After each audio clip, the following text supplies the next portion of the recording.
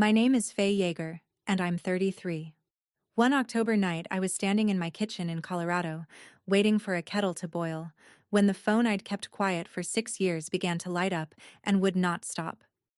For 6 years, my family never called me. Not on my birthday, not once. Then, in a single hour, my sister and my mother and people I hadn't spoken to since I was 27 called me 89 times. They didn't call when I was drowning. They called when I could swim. But the calls weren't the strange part. The strange part was what my sister found the hour before they started, and what I did after. Welcome back to Hidden Family Revenge. This is where we tell the quiet stories, the ones about people who walked away, drew a line, and got tested years later. If a story ever kept you up thinking about your own family, you're in the right place. Drop a comment and be sure to subscribe. Because to know why one search on Google made my whole family go silent, you have to know what I'd become while they weren't looking. Here is what I was doing that October, before any phone rang. I was sitting on the edge of a stranger's bed at 2 in the afternoon, holding a dying man's hand so he wouldn't be alone when his breathing changed. I'm a hospice nurse. I work the hard hours, the last ones, the ones most people never see.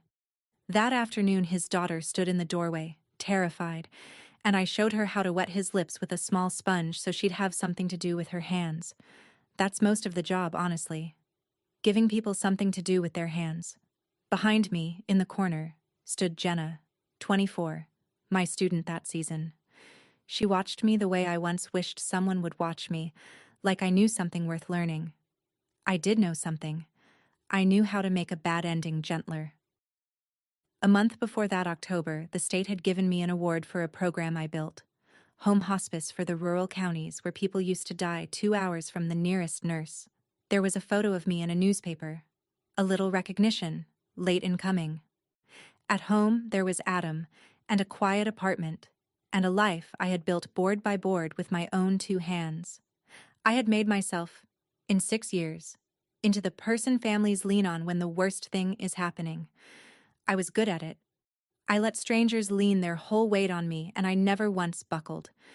I just never let it be my own family again. That was the one rule I thought I'd earned the right to keep. That October, someone was about to test it. 6 years is a long time to hear nothing.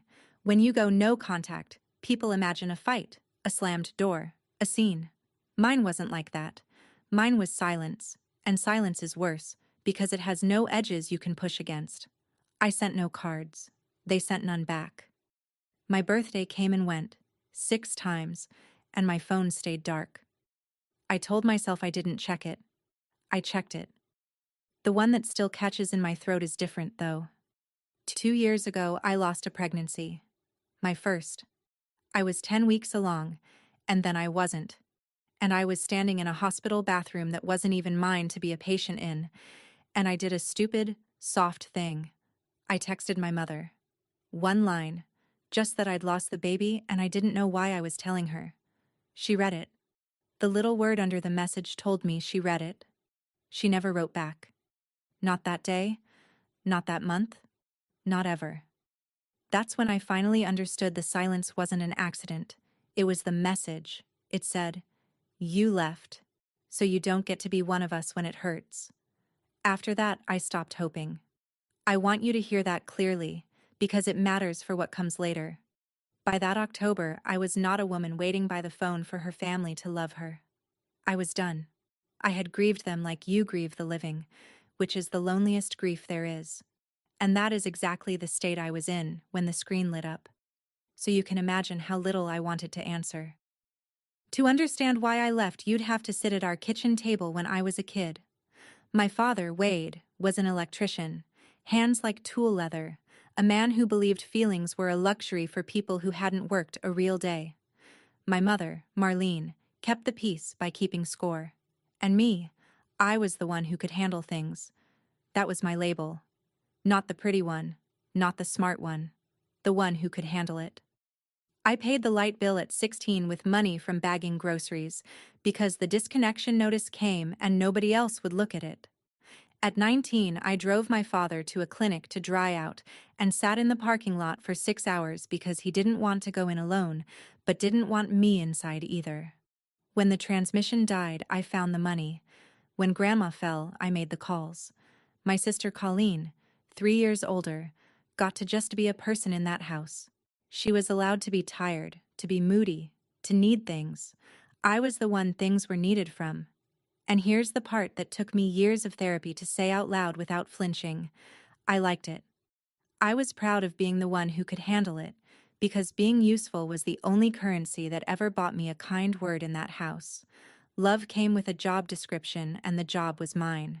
Nobody ever sat me down and said it. They didn't have to. I learned it the way you learn a language, before you even know it's a language. Which is why, when I finally couldn't do the job anymore, it felt less like leaving a family and more like quitting a position no one would let me resign from.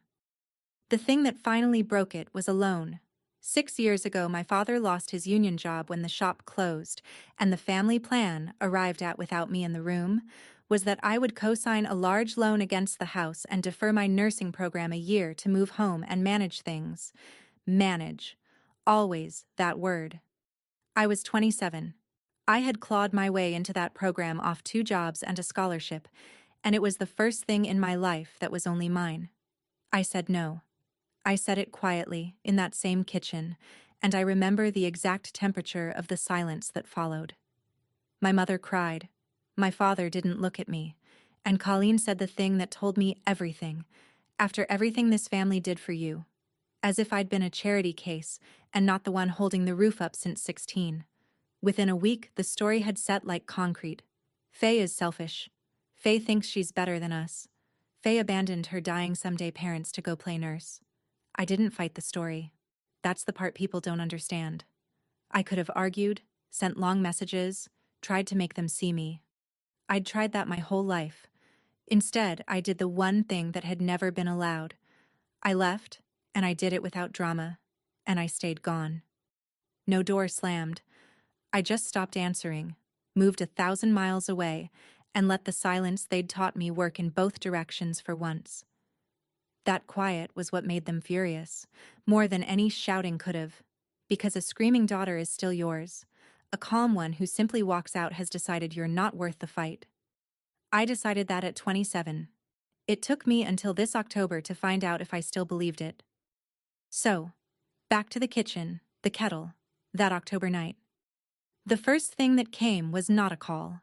It was a text. From a number I had blocked years ago and, in some weak-hearted week, unblocked and never blocked again. Colleen. My sister. I knew the number the way you know an old scar. There was no hi. No. It's been a while. No.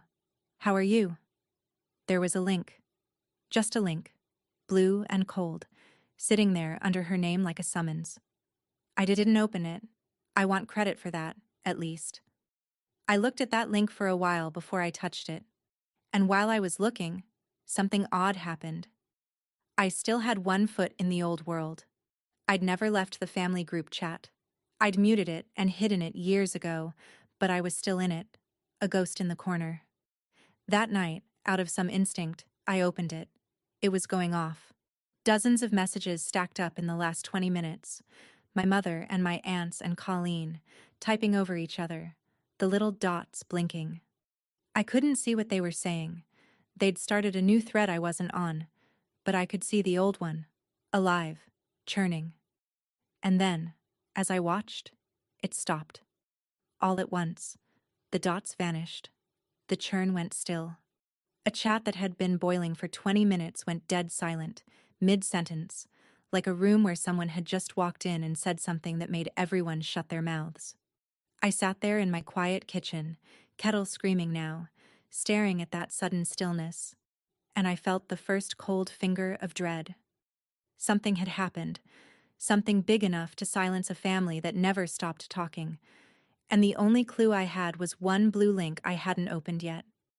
Adam came into the kitchen because I'd let the kettle scream. He's a calm man, my Adam. He took it off the burner without a word and looked at me looking at my phone, and he said, "Who is it?" I said, "My sister." He knows what that means, or means for me, so he didn't say anything cheerful. He just leaned against the counter and waited. And in that pause, I looked around my own kitchen like I was seeing it from a distance. The chipped blue mug that was mine, only mine. The calendar with my shifts on it. The window with the mountain behind it. 6 years it took me to build a life this quiet. 6 years to get to a place where the phone was a tool and not a threat. Where nobody could reach into my chest and pull.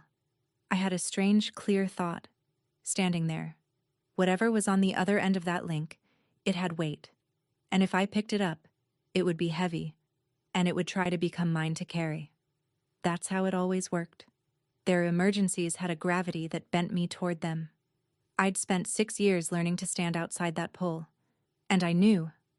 I actually knew, the way you know a storm is coming from the pressure, that opening the link was stepping back inside the range of it.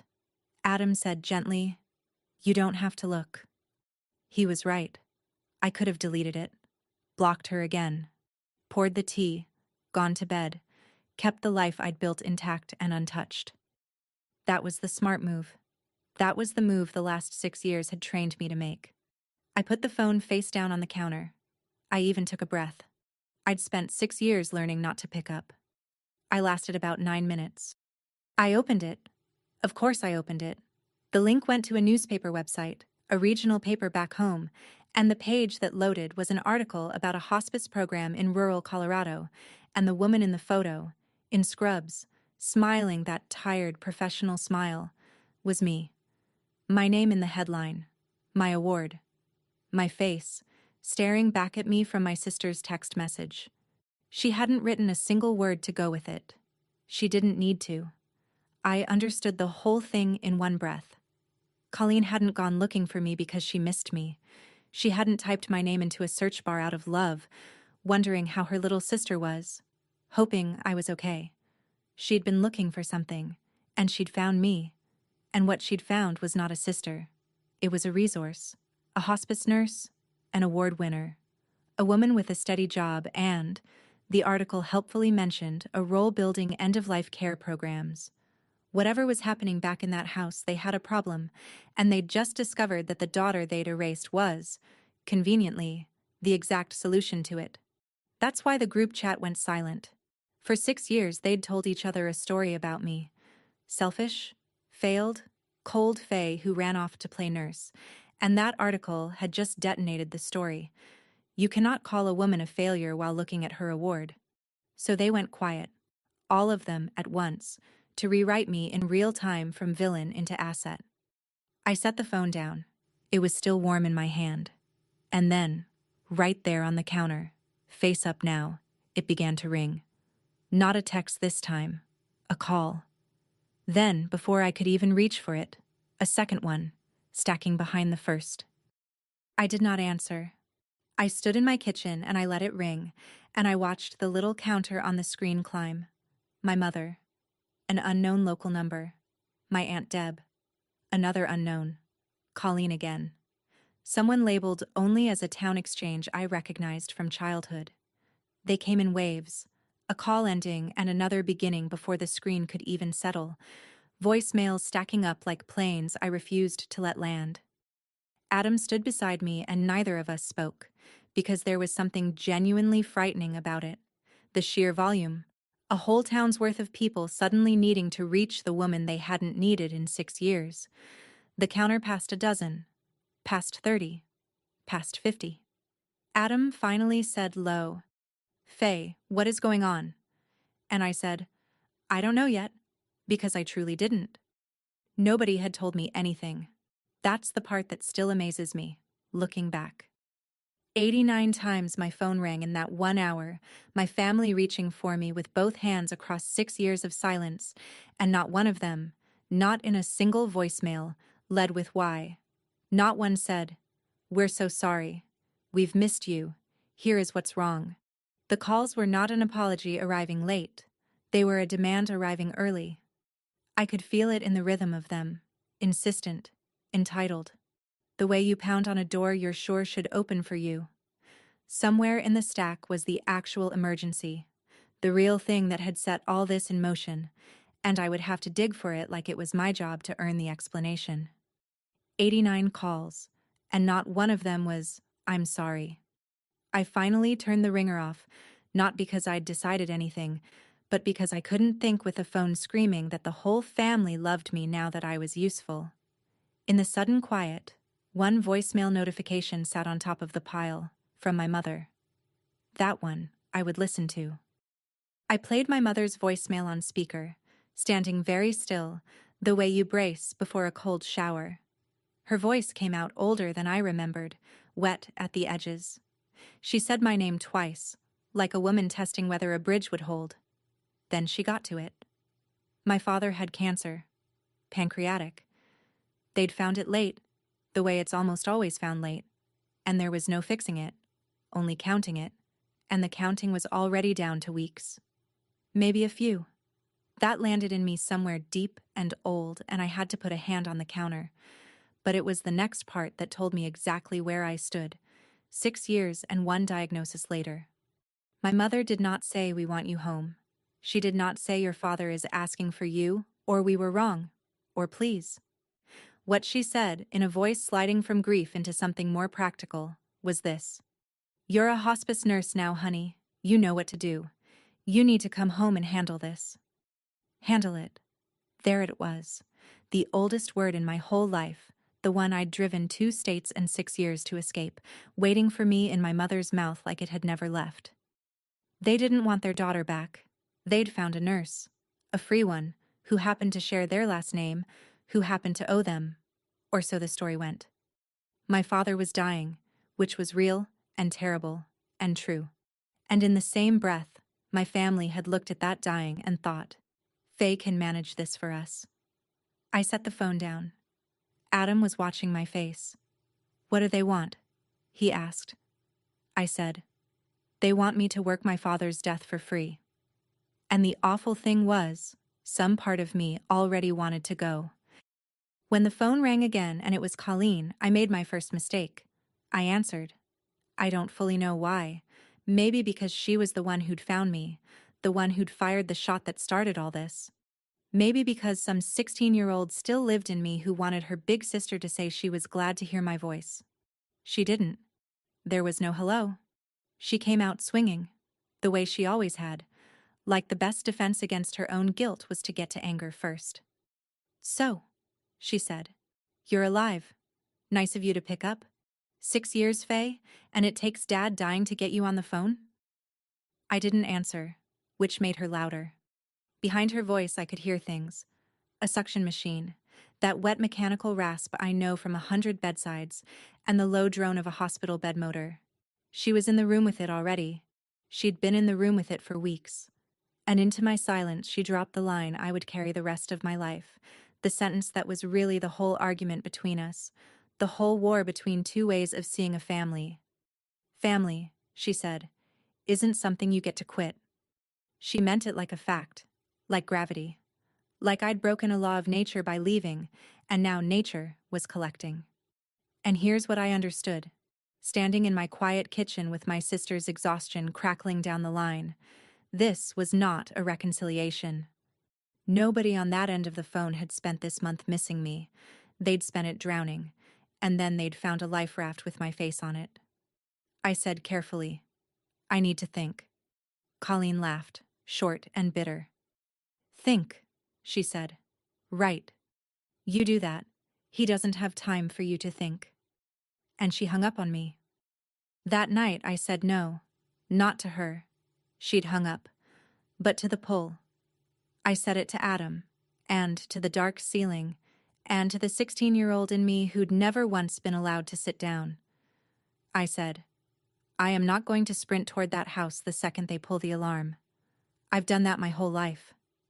I did it at 16 with the light bill and at 19 in that parking lot, and at 26 with the transmission, and every single time it taught them the same lesson, that Faye comes when called, that Faye handles it, that Faye's love is a thing you can summon by needing her badly enough.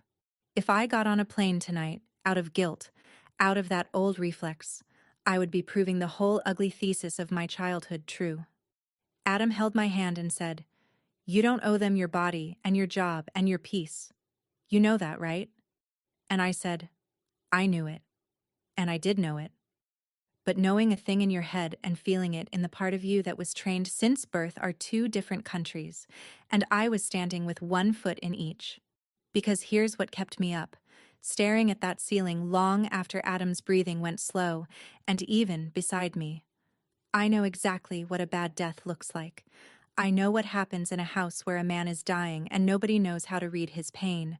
Nobody knows the difference between agitation and the medicine wearing off. Nobody knows to turn the lights down and lower their voices near the end. I could hang up on my sister. I found, that night, that I could not hang up on what I knew. If you've ever been the one everybody leaned on and nobody ever called just to ask how you were, pause for a second. Tell me in the comments.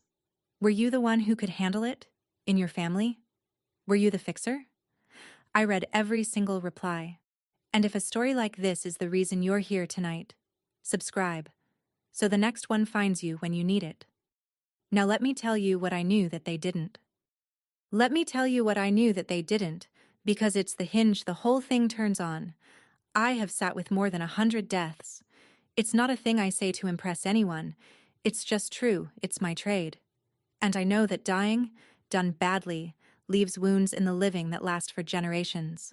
I've seen the daughter who will spend the rest of her life hearing her father beg for a nurse who never adjusted his dose.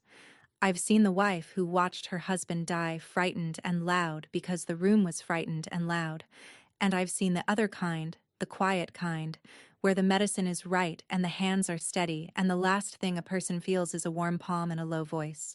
And I know which kind of memory a family gets to keep forever. Lying in the dark, I could see both versions of my father's death laid out in front of me like two roads. In one, I stayed away, kept my clean 6 years intact, and he died in that loud, frightened house with Colleen breaking herself against a job she didn't know how to do, and the whole family carried that ragged ending down through the years like a curse. In the other, I went. And I want to be honest, I hated how easily I could picture going, because I recognized the feeling underneath it. It wasn't love, exactly. Or it wasn't only love. It was the old thing, the reflex. Faye can handle it. Faye can't stand to watch a thing be done badly when she knows how to do it right. That was the wound talking, the one that couldn't tell the difference between being useful and being loved. And somewhere in the dark I realized the real danger wasn't the plane ticket. The real danger was going back as her, as the girl who couldn't say no. So I made a decision, and I made it with my eyes open, which is the only way it counts. I booked a flight. But listen to how I booked it, because this is the part I need you to hold on to for everything that comes after. I did not buy a one-way ticket. I did not buy the open-ended kind, the kind that says I'll stay as long as you need me, the kind the old Faye would have bought without even thinking. I bought a round trip, and I chose the return date on purpose, 19 days out, and I sat there and looked at it and did not let myself blur it into, we'll see. I even printed the boarding pass, the physical paper kind, and I folded it and put it in the inside pocket of my coat, over my chest, where I could feel the edge of it. To anyone else, it was a piece of paper. To me, it was a sentence, written down where I couldn't argue with it. I am coming as a nurse, and nurses go home. I am not moving back. I am not dissolving into that house. There is a day already chosen when I leave, and it does not depend on how much they need me, or how loudly, or how sad it is. Adam watched me fold it into my coat, and he understood, because he's spent 6 years learning who I am. I said to him, and I meant it as a promise and a test both, if they try to make me cancel this flight, if they come at this ticket, that's how I'll know I was right to leave in the first place. He asked what I meant. I said, they don't want me. They want the nurse who'll never leave. This ticket is the one thing they can't stand, because it has an ending on it. Watch. They'll go for it. I had no idea how right I'd be. I flew back 2 days later, Colorado to Ohio, a couple hours in the air over a country that got flatter and grayer as I went, the mountains giving way to the fields I grew up hating for how far they let you see, and how little there was to see. Somewhere over Kansas, I put my hand on my coat, felt the edge of the boarding pass, and said the truest thing I knew to myself: quiet. So the man in the next seat couldn't hear. They didn't call when I was drowning. They called when I could swim. I said it like a nurse checks a dose. To stay clear. To stay clean. Because I had a plan, and the plan was a good one, built out of everything my trade had taught me. When you walk into a dying stranger's house, you care for the patient, and you do not let the patient's family run you. Grief makes people demanding and unfair and cruel, and a good hospice nurse learns to absorb that without taking it home, to stay kind and stay bounded at the same time. That was going to be my whole strategy. I was going to walk into my father's house and treat it like any other case. Wade was the patient. Marlene and Colleen were the patient's family. Difficult ones, sure, but I've handled difficult ones. I'd keep my professional distance the way I keep it every day of my working life, and in 19 days I'd fly home to the life I'd built, having done a hard, good thing for a dying man without losing an inch of myself. It's a good rule. It really is. It works beautifully on strangers. I was about to find out it does not hold on your own blood. Colleen picked me up at the airport, and the first thing she did was hug me. It was a long hug, a performance of a hug, the kind you give when you know people might be watching or when you're trying to convince yourself of something. Over her shoulder, I could see how much older she looked, how gray she'd gone at the temples at 36, how the exhaustion had carved itself into her. I almost softened right there. Then she let go, and we got in the car. And before we were even out of the parking garage, the briefing began. That's the only word for it. It wasn't, "How are you?" or "Thank you for coming." It was logistics, delivered fast, like she'd been saving it up.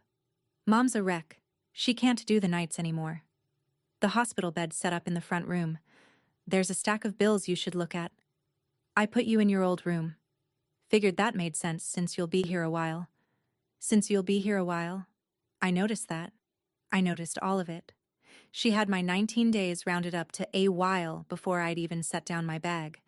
She had a room assigned, a role assigned, a length of stay assumed. She wasn't picking up a sister at the airport. She was receiving a transfer, taking delivery of a resource that had finally arrived. I sat in the passenger seat of my sister's car, watching the town I grew up in slide by, unchanged, and I put my hand flat against my coat and felt the boarding pass under it, the edge of that folded paper with its date on it, and I thought, 19 days. Not a while, 19 days. And then I go home. I didn't say it out loud. Not yet. But I pressed my hand against the paper, and it held.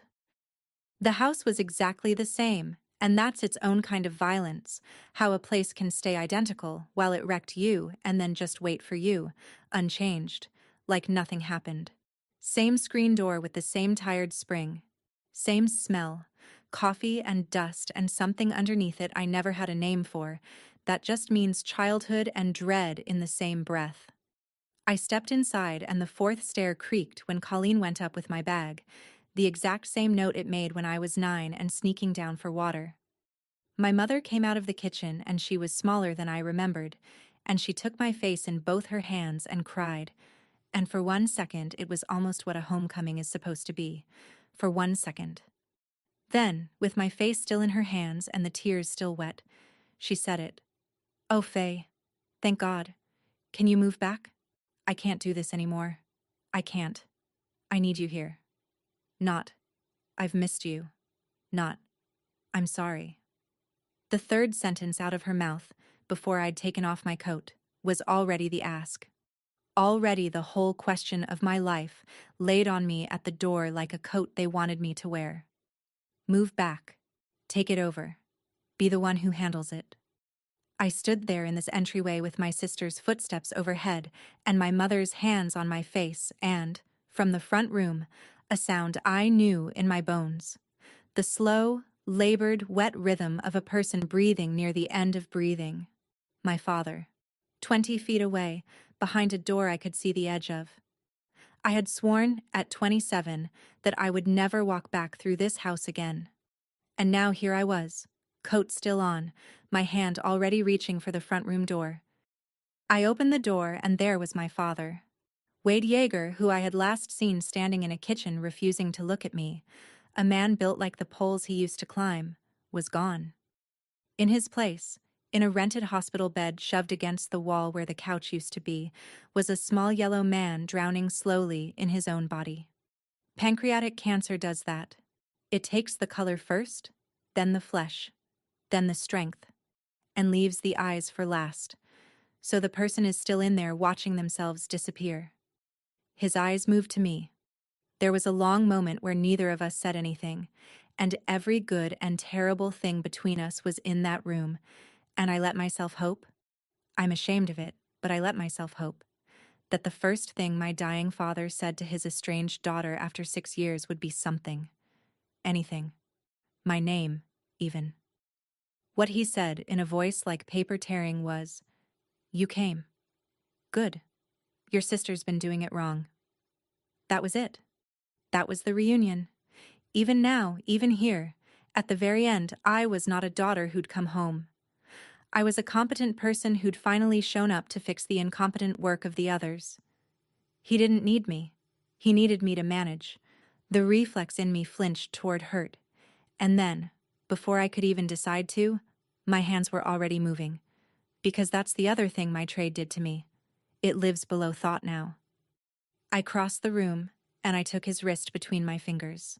The way I've taken 100 wrists, to feel his pulse, and it was thready and too fast, and his skin was papery and cool. And the second my fingers closed on his wrist, I knew I had crossed a line I could not uncross. I had sworn never to touch this family again, and here I was, holding my father's dying pulse in my hand. There was no going back to the woman who'd walked in the door. So I went to work, because that I know how to do. Within an hour I'd read his chart, called his oncologist's office, and found the first problem.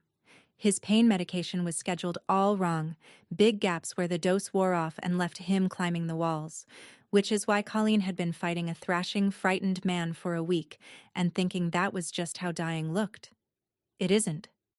I fixed the schedule. I showed Colleen how to turn him without hurting his back, how to swab his mouth, how to read his face for pain when he couldn't say it anymore. By that night, the front room was quieter than it had been in weeks. He slept. He actually slept, without moaning. And my mother stood in the doorway and watched him rest and cried again. And I let myself feel, for about 10 minutes, the clean, good feeling of having made a terrible thing a little less terrible. 10 minutes. Then it curdled, the way it always did in that house, into something that had teeth. Because the family's response to my competence was not gratitude. It was appetite. "See," my mother said to Colleen, not quietly, "I told you. Only Faye can do this." And then, turning to me in the same breath, no gap at all. "So you'll stay. Obviously you'll stay. We can't do this without you now." There it was. My skill wasn't a gift I was giving. It was evidence being entered against me. Look how good she is at it. Therefore she must do it. Therefore she must stay. The better I was, the tighter the trap. I understood, standing in that quieted room I'd just made bearable, that I had walked into a machine, and the machine ran on exactly one fuel, and the fuel was me being too good at handling things to be allowed to leave. It got clearer the next morning, and clearer isn't the same as better. My mother came to me while I was making coffee, in my own childhood kitchen, which felt like wearing someone else's skin, and she was holding a folder. Not photos, not old letters, a folder of paperwork. She set it down like it hurt her to, and she started to walk me through it. And it was a masterpiece of the way that family works. There were the medical bills, a frightening stack of them, past due. And there was a form, 1 page, tabbed with a little sticky arrow where I should sign, that would make me the responsible party for his care and, I saw as I read, financially responsible alongside it. "Colleen already quit her job to do this," my mother explained, in the patient voice you use with a child who's being difficult. "She had to, and now there's no income from her, and your father's disability is nothing, and we need someone with a good, steady job, honey. Someone reliable. Someone reliable. She meant me. She meant sign here and take on the debt and be the reliable one, forever, because that had always been my role and death was no reason to update the org chart. And then I saw it. And it's the detail I'll never forget. The one that told me exactly what I was to them. That newspaper article. The one about my award, my program, my face. Someone had printed it out and stuck it to the refrigerator. Not in pride. I knew this family. There was no pride in it. It was up there like a price tag. Like a resume pinned to the fridge to remind everyone what the asset was worth. They had not found their daughter. They had found a solvent, competent, guilt-adjacent woman with a steady paycheck and a nurse's license, and they had pinned her market value to the fridge with a magnet. My mother slid the pen across the counter toward me. "It's just a signature," she said. "Right about here is where people start messaging me. That's my mother, they write. That's my sister. That's the folder that showed up when Dad got sick." If that's you, if you know the exact weight of a folder slid across a kitchen counter, you are not cruel for what you're about to watch me do. Drop a single heart in the comments so I know you're still here with me. Because the hardest part of this whole story is still coming. I picked up the pen. Then I picked up the folder. And I did the thing that has saved my life more than once. I read it. Slowly. Line by line, the way I read a doctor's orders before I follow them. Because following orders you haven't read is how people get hurt. My mother watched me read, and I could feel her getting nervous. Because in that family, nobody read things. You just signed where the arrow pointed and trusted that handling it was somebody's job. I set the pen down without signing. And I said it calmly, in my nurse voice, the one I use to deliver news people don't want. "I'm going to take care of him," I said. "I'm going to give Dad the best death I know how to give, and I know how to give a good one. I'll do it for free, with my own 2 hands, for as long as he has. That's a gift, and I'm choosing to give it." My mother started to smile, relieved, thinking she'd won. And then I finished. "But I'm not signing this. I'm not taking on the debt. I'm not quitting my job. I'm not moving back. I will care for him. I will not be billed for him." The room went very still. My mother's face did a complicated thing, the relief falling off it, replaced by something colder, and I watched her recalculate in real time, watched the machine look at the tool that had just declined to be picked up all the way, and start, behind her wet eyes, to hunt for a new grip. I had refused the paperwork, but I'd been in that house before. I knew they wouldn't stop at paperwork. They'd just find something softer to squeeze. It was Colleen who found the softer thing, and she found it in my coat. I'd hung my coat on the hook by the door, the way you do in a house you grew up in, muscle memory older than the grudge. And that evening, I came down and Colleen was standing at the bottom of the stairs holding the boarding pass. My return flight. The folded paper with the date on it, unfolded now in her hand, and her face was doing the thing our fathers used to do, going flat and hard right before the storm. "What is this?" she said, though she knew exactly what it was. "You bought a ticket home?" I said evenly. "That is my home. I'm flying back on the 19th. And that's when the whole house came for the ticket, just like I'd told Adam they would. Colleen's voice went up. My mother came out of the kitchen. "He's your home," Colleen said, shaking the paper at me. "He's dying, and you've got a plane ticket in your pocket like you can't wait to leave." As if a woman who'd flown across the country to sit with her dying father was the villain because she also intended, one day, to leave. As if the ticket proved I was still the same selfish Faye from the story, when really it proved the opposite. That I could love him all the way to the end and still not disappear into them. I crossed the room, and I took the boarding pass out of my sister's hand, gently, and I folded it back along its creases, and I put it back in my coat, over my chest. And I felt something settle in me, cold and clear and almost like peace, because they had done exactly what I'd predicted. They'd gone for the ticket. That's how I knew, all the way down, that I'd been right to leave. That night I found Colleen crying by the washing machine, not performing it this time. Really crying, the ugly kind, folded over on a laundry basket with her face in a towel so nobody would hear. I stood in the doorway of that dim little utility room, and for a moment I saw her, actually saw her, not as the enemy, but as my sister. And it broke something open in me. She looked up, and the words came out of her in a flood she couldn't stop. "You have no idea," she said. "You have no idea what these months have been. I quit my whole life. I change his... I clean him. At 3 in the morning, I do everything. And nobody's ever going to write a newspaper article about me. Nobody gives me an award. I'm just here. I've been just here, drowning in it, while you got to run away and be a hero for total strangers." And God help me, she wasn't wrong. That was the thing that gutted me. She wasn't wrong. She'd stayed. And staying had eaten her alive, and the same machine that had tried to make me the reliable one had simply made her the reliable one instead, when I left. She was me, if I'd never gotten on that first plane 6 years ago.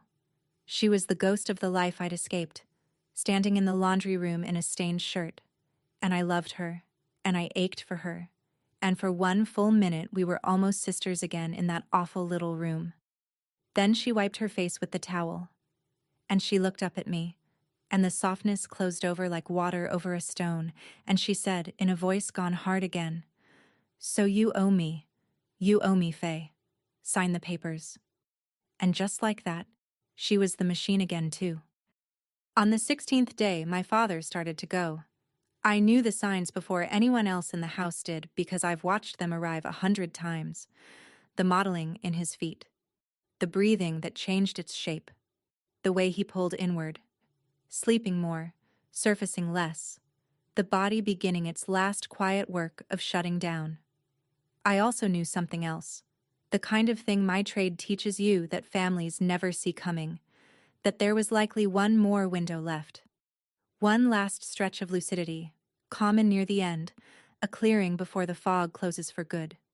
Maybe an afternoon, maybe only an hour, when he would be awake and himself and able to speak. After that, there would be no more words from him, only breath, and then not even that. So I did what a good nurse does. I told the family. I said gently, "It's close now. If there's anything anyone wants to say to him, or hear from him, it needs to be soon. He may have one clear window left, and then he won't be able to talk anymore." And I watched them gather, my mother and Colleen and a couple of aunts who materialized from around the county, all of them clustering toward that front room for the moment they'd been waiting for, the deathbed scene, the reconciliation, the closing of the book. And I stood at the edge of it, and I made myself admit the thing I'd been hiding from since the airport. I wanted the window too. Not for the family. For me. 6 years I'd told myself I was done, that I expected nothing, that I'd grieved them already. And here I was, hoping, hating that I was hoping, that in his last clear hour, my father would finally say he was sorry. The window opened the next afternoon, gray light coming flat through the front room curtains, the whole family pressed into a space that used to hold a couch and a TV, and now held a dying man and everyone who wanted something from his last clear hour. My mother sat closest, holding his hand. Colleen stood at the foot of the bed with her arms crossed over herself like she was cold. The aunts hovered near the wall.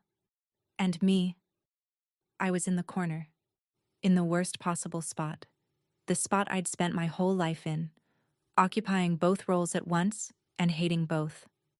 I was the nurse, watching his breathing, timing the window, ready with the medicine, and I was the daughter, standing off to the side, waiting like a child to be seen. Everyone in that room was watching my father, waiting for him to surface, but I could feel that half of them kept glancing at me too, because I was the solution, and the solution had to be present. My father's eyes opened, and they were clear. Clearer than they'd been in days. He looked around the room slowly, taking us in, landing on each face. And there was a hush so complete I could hear the rented bed motor and the tick of the radiator and my own heart. This was it. The window. The one clear hour. Whatever he said now was the last thing he would ever say, and everyone in that room knew it, and everyone was braced for it. My mother squeezing his hand, Colleen's jaw tight, the aunts leaning in, and his gaze traveled across all of them, past all of them, and came to rest on me in my corner. He wet his lips. He was going to speak, and I realized I had stopped breathing. My father looked at me from the bed with his last clear eyes, and I stood in the corner with 6 years of silence in my chest and a boarding pass in my coat and a stupid, undying 16-year-old hope in my throat, and he said the last real thing he would ever say to me. It was not, "I'm sorry." I want to be precise about this, because I've replayed it 1,000 times and it never changes. He gathered what strength he had, and he looked right at me, and he said, "Stay. Move back home. Take care of your mother when I'm gone. You're the strong one, Faye. It's what you're for." It's what you're for. Not who you are. What you're for. Even now. Even here. In his last clear hour with everything else stripped away. The truest thing my father could find to say to his dying-side daughter was a job assignment. He wasn't cruel about it. That's the part that undid me. He said it almost tenderly, like he was giving me something. Like being the strong one was a gift and a crown and not the yoke it had been my whole life. He genuinely did not know the difference. He had never known the difference. And in my head, clear as a struck bell, I heard the whole month ring out. 89 calls, and not one of them was, "I'm sorry." And I understood that there had never been going to be an apology, not from him, not from any of them, because in their language what he'd just said was the apology. "Come home and be useful" was the closest to "I love you" that this family had ever learned to say. My mother took it as her cue. "You heard him," she said softly, and Colleen was already reaching for the folder on the side table, sliding it toward me across the blanket, the pen on top of it. "It's what he wants, Faye. His last wish. Just sign it." So there it was. The whole choice, laid across a dying man's blanket. On one side, the thing I'd wanted my whole life and had flown across the country still secretly hoping for. A place in this family, a father's approval, the sentence "come home" that a lonely part of me had never stopped wanting to hear. All I had to do to take it was pick up the pen, sign the folder, quit my life, dissolve back into the machine, be the strong one, be what I was for, forever. And on the other side was everything I'd built, and everything I'd become, and the quiet, clear knowledge that if I signed, I would be proving, with my own hand, that the whole ugly thesis of my childhood was true. That my love was a thing you could summon by needing me badly enough, that I was only ever worth the handling I could do. I looked at the pen. I looked at my father's face, waiting. And I chose. I did not pick up the pen. I set my hand over my father's instead, warm over cold, and I said it quietly, to him and to the whole braced room, in the steadiest voice I own. "You're right," I said to Colleen, without looking away from him. "Family isn't something I get to quit. But love isn't something you get to bill me for." And then I did the only thing that was ever really mine to give. I did not argue. I did not sign. I did not run. I nursed him. I checked his pulse and read his breathing, and I told my mother, gently, to lower her voice, and I turned the lamp down so the light was kind, and when the pain crossed his face, I gave him the medicine at the right time in the right dose, and I held his hand through the long, slow hours as the window closed and his breathing gentled, and finally, near midnight, stopped. I gave my father a good death with my own 2 hands, freely, because I chose to, not because I owed it. And in the same hour, holding his cooling hand in that quiet room, I let go of the apology that was never going to come, buried my father and my last hope of belonging to them, both at once. In the dark. He died a little after midnight, and the house filled up with the sounds it makes. My mother's weeping, the aunts on their phones, the machinery of a family closing ranks around a death and, already, around the questions that come after it. The funeral, the arrangements, the house, the debts, the endless handling. I felt it start to reach for me, that current, the assumption humming in the room that of course Faye would stay now, of course Faye would manage all of it, the funeral and the paperwork and her mother, because he'd asked, and he was dead, and now it was sacred. I stood up from the bed. I straightened his blanket one last time, the way I do for every patient. A small courtesy for the body that housed a person. And I took my coat off the hook, and I reached into the inside pocket and I took out the boarding pass. The 19th. 2 days away. Colleen saw it in my hand and she moved to the doorway, blocking it, her face wild. "You're leaving?" she said. "Now? He's not even cold and you're leaving?" And I looked at my sister, and I did not raise my voice, because I never do, and I said the truest thing I had.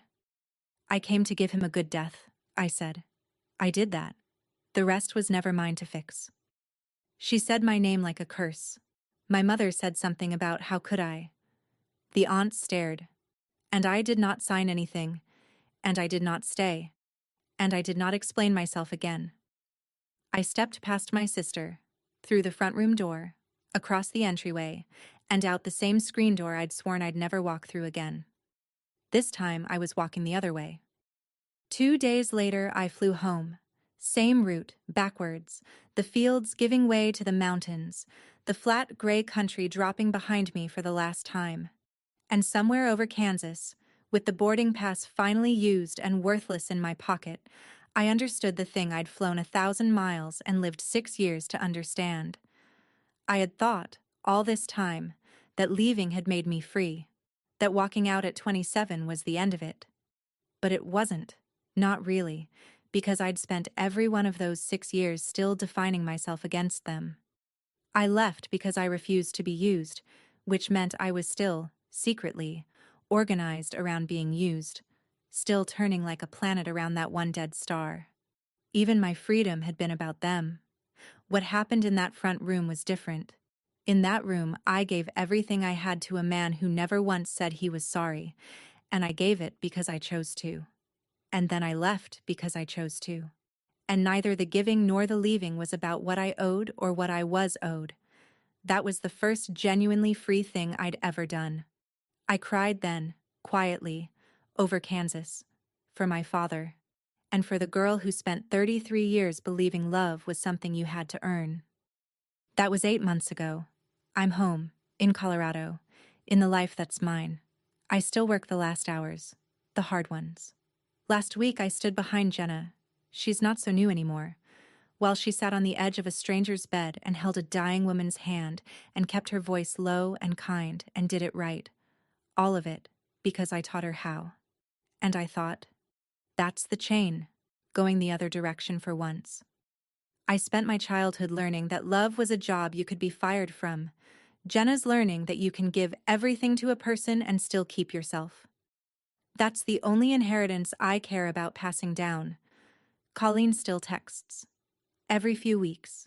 There's the estate and the funeral costs, and now it's Mom, of course. Mom's getting older, and someone reliable should really...